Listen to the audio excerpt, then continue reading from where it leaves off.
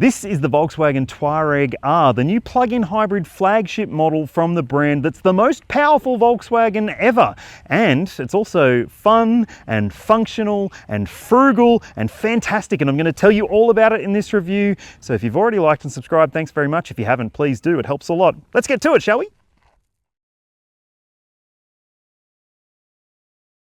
This is the top spec model in this range, and it has a pretty high price point, but it's a relatively low price point when you consider some of the plug-in hybrid luxury SUV rivals out there and what you're getting for your money in particular. So just under $130,000 before on-road costs, and there are more affordable versions of the Touareg. You can check out my diesel model review if you hit the link in the description, or you'll see it at the top of your screen there. And look, I think that it does have a lot of value, this R model, and some of the features are amazing. You've got these LED lights with high definition technology so they can do all sorts of tricky things with the lights. There's also 22-inch wheels, air suspension, specific design elements to the outside of the car. And on the inside, you've got a panoramic sunroof, 15-inch touchscreen media system. There's Apple CarPlay and Android Auto, wireless and wired. You've also got a digital driver info screen, leather steering wheel, there's leather seat trim. Those seats are heated and cooled, and they have massaging function and memory function. And in the back, you've also got heated seats and a few extra vents in the back as well. So it does seem to stack up brilliantly from the value for money perspective. But what about the rivals that you might otherwise consider if you're looking at this car?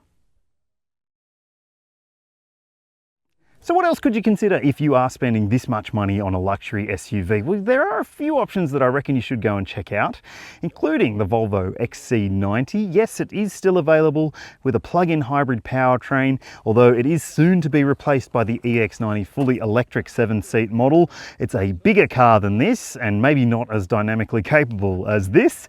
But it is still a very frugal vehicle if you drive it in EV mode most of the time. Super duper stylish, I think, and still has stood up to the test of time despite the fact that it is an older model now. So it could be a good way to consider getting into a plug-in hybrid luxury SUV. Or maybe if you're thinking, well, 130 grand on a Volkswagen, I could just buy an Audi, couldn't I? Well, you could get a plug-in hybrid Audi Q8 for a little bit more money, and there are a few different versions of that vehicle available as well, and a fully electric one too. So if you are ready to go full EV and your budget is maybe not as big of an issue, then you could consider the Q8 as a really good alternative to this. And finally, an outside option, the Land Rover Defender 110. It comes with the choice of a plug-in hybrid model. It's a super duper capable off-roader as well. And I think that it's got heaps of style and presence on its side. And obviously it's not going to be a corner carving machine like this, but it's a very different type of vehicle for a very similar price point. So do you reckon you'd choose any of those, or would you pick this? Let me know in the comments.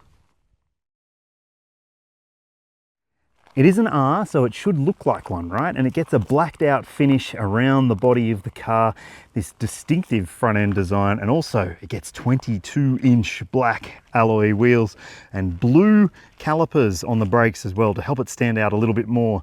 Now, it's got air suspension as standard, and that's really helpful. I'll show you something in the boot in a sec that makes it stand out for that reason. At the back, you've got a new rear end design as well, including new badges. So you've got an R badge and an E hybrid badge, as you would expect. And this badge here lights up too. So it's very, very clever design. And speaking of clever, the boot is very, very big. You've got heaps of space in here. Excuse my shadow. You've got a pop-out little shopping bag hook there, quick release sections for the seats in the back. You've also got plenty of room in there, heaps of cargo capacity. And one of the party tricks here is that the air suspension, you can lower down the boot if you want to load heavier items in. 12-volt port in there, but underneath this boot floor section, there is no spare wheel. Just get a tyre repair kit in this spec. That could be an issue for some, but you do get standard included cables with this car, which is good to see. So does the R model feel any more special than the other versions in the lineup? Well, I think it does, because it does have some really nice trim elements in the cabin, blue stitching across the dashboard. There's plenty of blue stitching, in fact, in this cabin. Down here, you've also got it on the seats. These seats are gorgeous. They're very, very comfortable and supportive as well.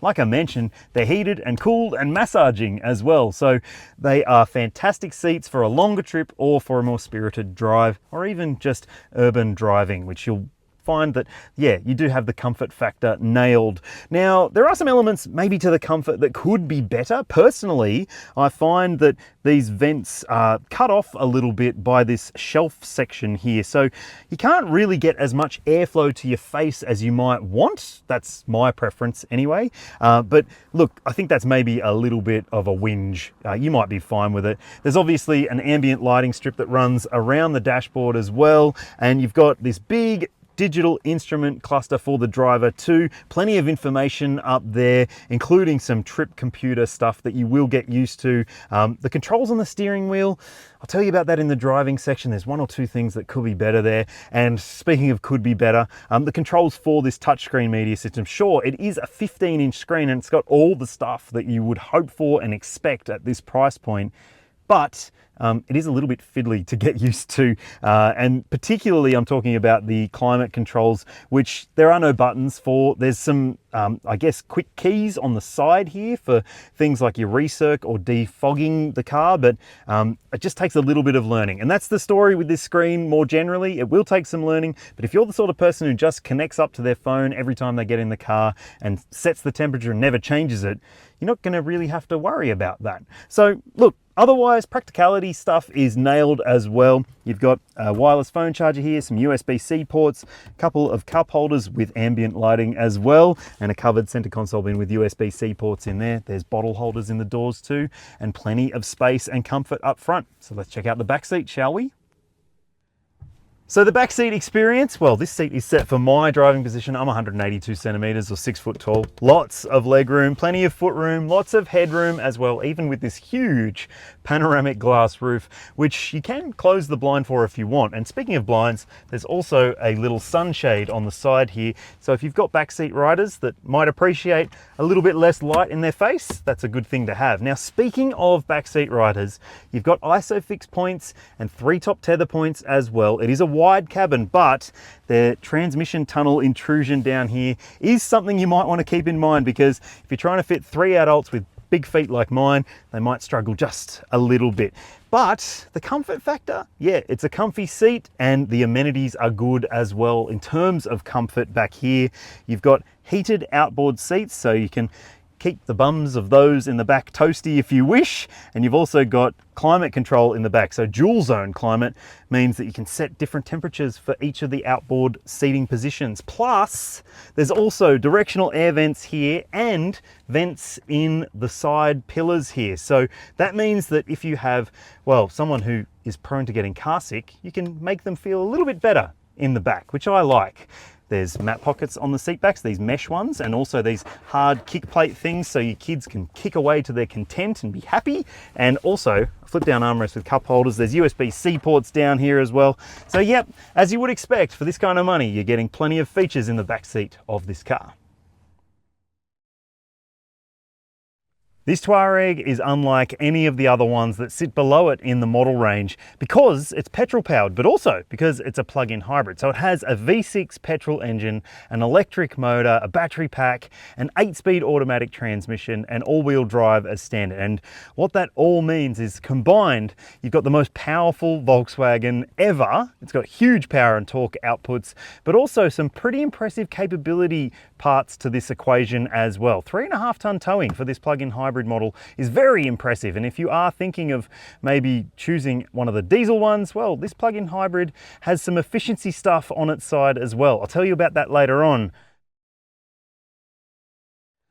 Alright, so say you're at home and you've decided it's time to plug in your car and charge it up. It's an AC charge port, so you'll see the maximum charge rate on your screen now, and that means that you will have a pretty good time frame for charging the car overnight if you're on a standard single phase connection, or even quicker if you're not. Now, there's also a timer switch here, so you can set the car so it'll charge when it's off peak or more efficient for you and your energy bills. We're all watching those sense, aren't we? And there's also a pretty decent battery pack fitted to this vehicle with decent EV driving range as well. I'm going to show you that in a sec. Plug-in hybrids make a lot of sense if you're going to be doing stuff like I'm doing right now, commuting into the city. So starting from out near the airport all the way into the city, doing what lots of people do on a daily basis, driving in to the CBD, and then you'll be able to drive this element of your commute in full EV mode for up to 50 Ks or so. According to the brand, the WLTP rated range is just over 50 Ks. And when I jumped into this car, it said 53 kilometers of EV driving available. Now, it is pretty interesting to see that you can get a decent amount of EV driving range out of a car that sort of feels like it's designed to have plug-in hybrid more as an addition to the performance than as an outright EV focused drive experience. But it is in EV mode and it's driving nicely, just like an EV would. So if I do put my foot down hard though, it will jump to a hybrid mode, which will kick the engine into action, and then, well, you're not going to be doing the EV thing anymore. And it will reset to the EV mode after it's got that little bit of acceleration out of the way. It's sort of in a default EV mode at the moment. It's just that it'll call on the engine if it thinks it needs to. Now you can run it as a hybrid as well. So if you just want to exploit the petrol and electric motors and get the most out of the powertrain itself, then you can do that. But hey, like I said, this is just the boring day-to-day thing where you can't really, exploit the car very much, and we'll get to a bit more of a spirited drive in a second. But first I want to just call out the fact that this has air suspension, so it feels really, really good despite the fact that it's got huge wheels and low profile tires. The ride comfort is exceptional, and also if you are loading things into the back, it has an air suspension system that lowers the back for you, so it makes loading those things in and out a bit easier. And honestly, the steering's very light, and it's sort of not necessarily the most thrilling feeling drive experience right now, but I mean, we're on the freeway into Melbourne. It's hardly thrilling at the best of times. There's also heaps of safety technology built into this car, including a lane keeping system and a traffic jam assist feature. So if we end up in a traffic snarl, I can basically let the car do the driving for me, as long as I make sure I keep my hands on the wheel, at least to some degree. So that does make the urban grind a little bit more enjoyable than it otherwise might have been, but obviously, I think the serenity of this drive experience in EV mode is what is really, but I think that the serenity of this drive in EV mode is what is really sticking out to me as the enjoyment factor, or, well, the relax factor, I would say. There's heating and cooling and massaging for the front seats as well, so you can really sink into your boring drive. Nice. All right. Let's go for a more exciting drive, shall we? This car, well, it comes from good stock. The underpinnings of the Touareg are the same as what you find underneath the Audi Q7, the Bentley Bentayga, and the Lamborghini Urus. So it's no surprise that this car really does handle itself beautifully when it comes to performance driving. Now, remember, it's 2.4 tons, and it is hustling on this twisty mountain road. And as you can probably tell by the smile on my face and the chuckle in my voice, I'm having a bit of fun here, people. This is really, really good. This is an R, right? This is an R. It's not a pretender. This is the real deal with the capital R, I might say. If you are looking for a fast, big SUV, well, this one seems like a bloody bargain compared to some of those other ones that I just mentioned. What's impressive about it is, I'm in hybrid mode, and it's using the petrol engine and the electric motor to, well, help push me along when I need it. And it's got that 8-speed auto working to make sure that it's in the right ratio to get things done, and it's getting things done. What's also really good about it is the fact that it's got Well, just really easy handling. It doesn't feel like it's this heavy and this big. It feels like, well, just like the other Touareg, the 170 TDI, it sort of shrinks around you, and that gives you plenty of confidence when it comes to cornering with maybe more pace than you think a vehicle that weighs this much should actually be able to do. And obviously, part of the handling capability of this car comes down to the tires. It's got a big set of wheels and low profile tires, and they are super duper grippy. They give you plenty of confidence in the corners. There's even a little bit of feel through the steering as a result of this tune for this specific model as well. Okay, so I've just been in normal driving mode, so let's twist this dial and see what happens, shall we? Sport. Whoa, okay. Okay, yeah, that's a cliff there. I better slow down. It's not Pikes Peak, but it may as well be. Whoa! Holy shit! This is fast! I thought it was fast in normal mode, but sport frees things up, and like I said, I'm not sure that physics are meant to do this.